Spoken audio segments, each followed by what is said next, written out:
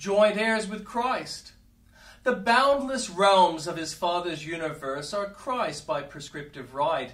As heirs of all things, he is the sole proprietor of the vast creation of God, and he has admitted us to claim the whole as ours, by virtue of that deed of joint heirship which the Lord hath ratified with his chosen people. The golden streets of paradise, the pearly gates, the river of life, the transcendent bliss, and the unutterable glory are, by our blessed Lord, made over to us for our everlasting possession. All that he has, he shares with his people.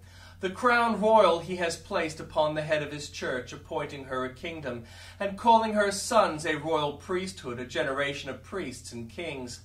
He uncrowned himself that we might have a coronation of glory. He would not sit upon his own throne until he had procured a place upon it for all who overcome by his blood. Crown the head, and the whole body shares the honor. Behold here the reward of every Christian conqueror. Christ's throne, crown, scepter, palace, treasure, robes, heritage are yours, far superior to the jealousy, selfishness, and greed which admit of no participation of their advantages. Christ deems his happiness completed by his people sharing it. The glory which thou gavest me have I given them. These things have I spoken unto you, that my joy might remain in you, and that your joy might be full. The smiles of his Father are all the sweeter to him because his people share them. The honors of his kingdom are more pleasing because his people appear with him in glory. More valuable to him are his conquests, since they have taught his people to overcome. He delights in his throne because on it there is a place for them. He rejoices in his royal robes, since over them his skirts are spread. He delights the more in his joy because he calls them to enter into it.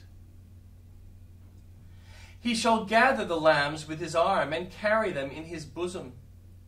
Who is he of whom such gracious words are spoken? He is the good shepherd. Why doth he carry the lambs in his bosom? Because he hath a tender heart, and any weakness at once melts his heart. The sighs, the ignorance, the feebleness of the little ones of his flock draw forth his compassion. It is his office as a faithful high priest to consider the weak. Besides, he purchased them with blood. They are his property. He must and will care for that which cost him so dear. Then he is responsible for each lamb, bound by covenant engagements, not to lose one. Moreover, they are all a part of his glory and reward.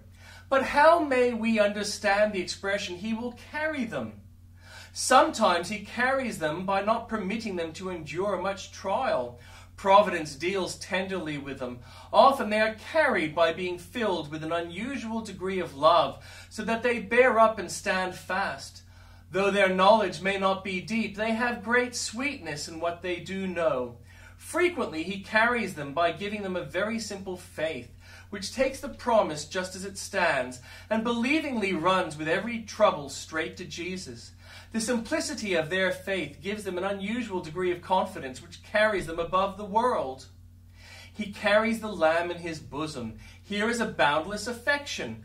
Would he put them in his bosom if he did not love them much? Here is a tender nearness. So near are they that they could not possibly be nearer. Here is hallowed familiarity. There are precious love passages between Christ and his weak ones. Here is a perfect safety. In his bosom, who can hurt them? They must hurt the shepherd first. Here is perfect rest and sweetest comfort.